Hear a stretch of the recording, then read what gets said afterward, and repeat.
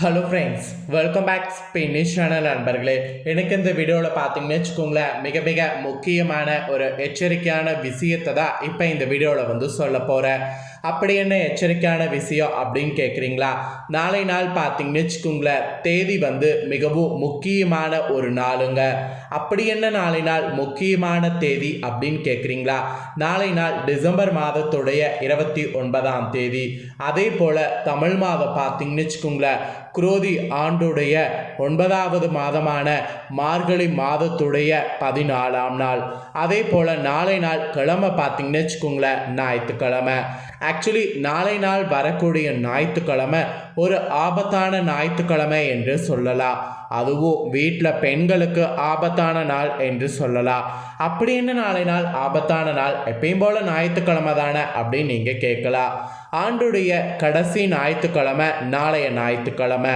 இதில் நாளைய ஞாயிற்றுக்கிழமை என்ன ஒரு எச்சரிக்கையான விஷயம் அப்படின்னு பார்த்தீங்கன்னா, சிவராத்திரியானது வருது. நாளை நாள் வரக்கூடிய சிவராத்திரி மார்கழி மாதத்தில் வரக்கூடிய சிவராத்திரி. இந்த சிவராத்திரி சாதாரணமாக வரக்கூடிய சிவராத்திரி கிடையாது. ரொம்ப விசேஷமான ஒரு சிவராத்திரி என்று சொல்லலாம். ஆக்சுவலி சிவபெருமானுக்கு உகந்ததில் மிக முக்கியமான ராத்திரினா அது இந்த சிவராத்திரியை சொல்லலாம். சிவராத்திரி, மகா சிவராத்திரி மட்டும்தான் நிறைய பேர் நம்ம வழிபாடு செய்கிறோம். மகா சிவராத்திரி மட்டும் இல்லாமல் மாதந்தோறும் வரக்கூடிய சிவராத்திரியிலையும் சிவனை வழிபாடு செய்யணும் என்று சொல்லப்படுது. மாதந்தோறும் வரக்கூடிய சிவராத்திரியில் நாளை நாள் மார்கழி மாதத்தில் வரக்கூடிய சிவராத்திரி.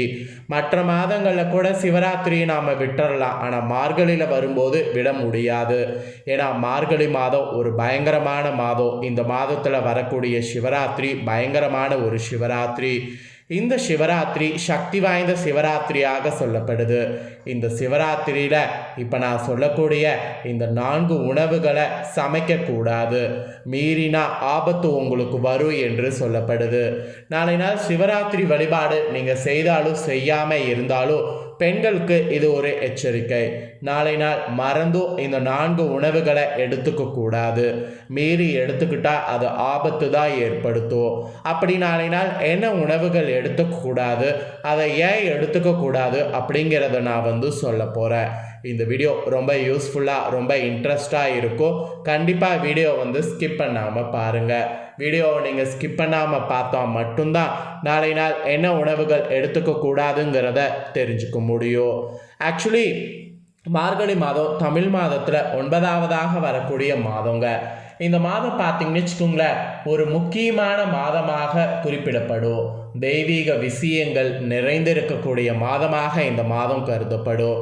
மற்ற மாதங்களை போல இல்லாமல் மார்கழி மாதத்தை தனுர் மாதம் என்று அழைக்கப்படும். அதைவிட பெருமாளே நான் மார்கழியாக வருவேன் என்று கூறியிருக்கிறாரு. அந்த அளவுக்கு சிறப்பான மாதம் தான் மார்கழி மாதம்.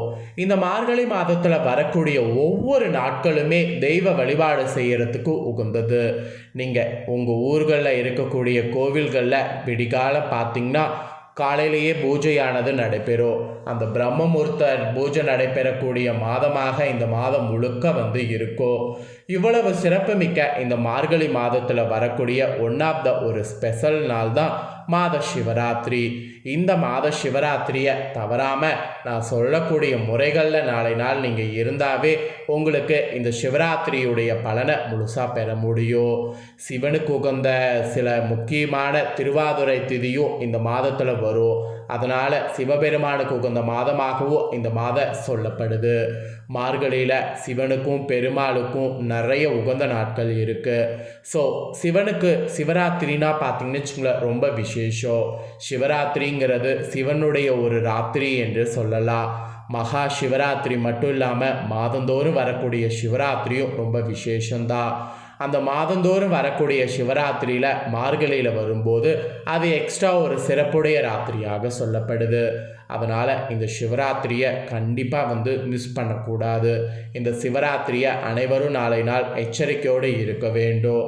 இந்த சிவராத்திரியில் உணவுகள் விஷயத்தில் மட்டும் நான் சொல்கிறத ஃபாலோ பண்ணாவே போதும். உணவு நம்ம எந்த அளவுக்கு உடலுக்கு தகுந்தாற் போல எடுத்துக்கிறோமோ அந்த அளவுக்கு உடலில் எந்த ஒரு நோயும் இருக்காது. உடல் பார்த்திங்கன்னு வச்சுங்களேன் நமக்கு நல்லதாக இருக்கிறதுக்கு நாம் எடுத்துக்கக்கூடிய உணவுகளில் கவனம் செலுத்தணும். அதனால தான் பெரியவங்க கிளைமேட் தகுந்த மாதிரி இந்தந்த நாளில் இதை தான் சாப்பிட்ணுங்கிறத இந்த நோம்பியில் சமைக்கணும் என்று சொல்லியிருக்காங்க. சரி வாங்க இப்போ எந்த உணவுகளை தவிர்க்கணுங்கிறத பார்க்கலாம். ஆக்சுவலி இன்னும் 2 நாட்கள் மட்டும்தான் இருக்குது இந்த வருடம் முடியறதுக்கு. இந்த வருடம் முடியறதுக்கு முன்னாடி வரக்கூடிய கடைசி ஞாயிற்றுக்கிழமை நாளை நாள், கடைசி சிவராத்திரியும் நாளை நாள். மற்ற நாட்களை விட இந்த சிவராத்திரி நாளை நாள் சிவனை மக்கள் வழிபடணும் என்று சொல்லப்படுது. நாளை இரவு பார்த்திங்கன்னு வச்சுக்கோங்களேன், சிவபெருமானை நாம் பார்த்தாவே சிவபெருமானுடைய அருள் நமக்கு கிடைக்கும். நாளை நாள் சிவபெருமானை வழிபாடு செய்யாமல் மட்டும் இருக்கக்கூடாது. மீறி நாம் செய்யாமல் இருந்தோம்னு வச்சுக்கோங்களேன், சிவபெருமானுடைய கோபம் நம்மளுக்கு வந்துடும்.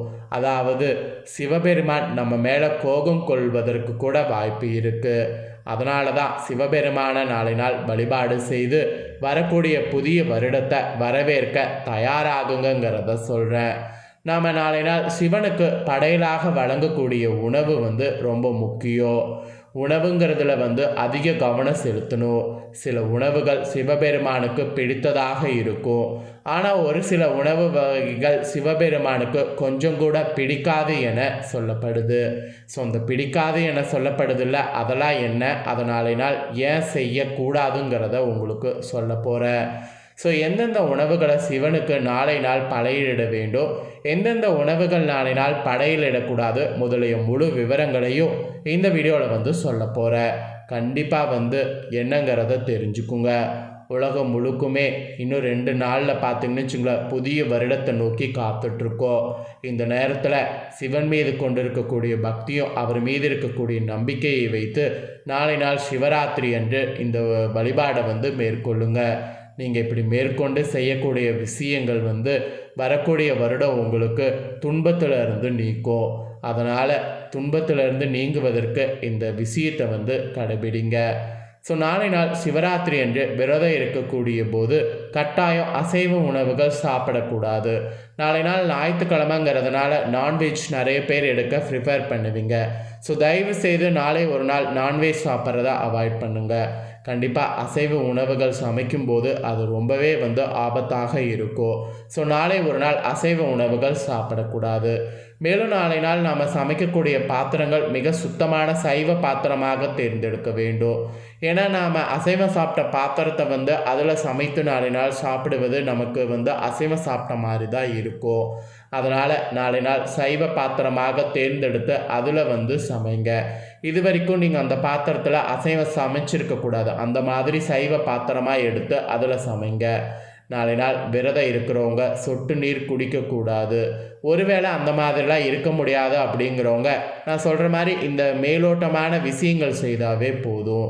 அதே போல் நாளைய காலகட்டத்தில் அவ்வப்போது வேண்டுமென்றால் நீங்கள் நீர் அருந்தி கொள்ளலாம். மேலும் சில விரதம் இருக்கக்கூடிய போது பால், டீ, காஃபி போன்றவற்றெல்லாம் அருந்துவாங்க. சிலர் தேவைக்கு பழங்களை கூட உண்பாங்க. என்ன இருந்தாலும் இவ்வாறு செய்வது முழுமையான விரதம் ஆகாது. விரதங்கிறது நம்மளோட உடலை பொறுத்து தான்.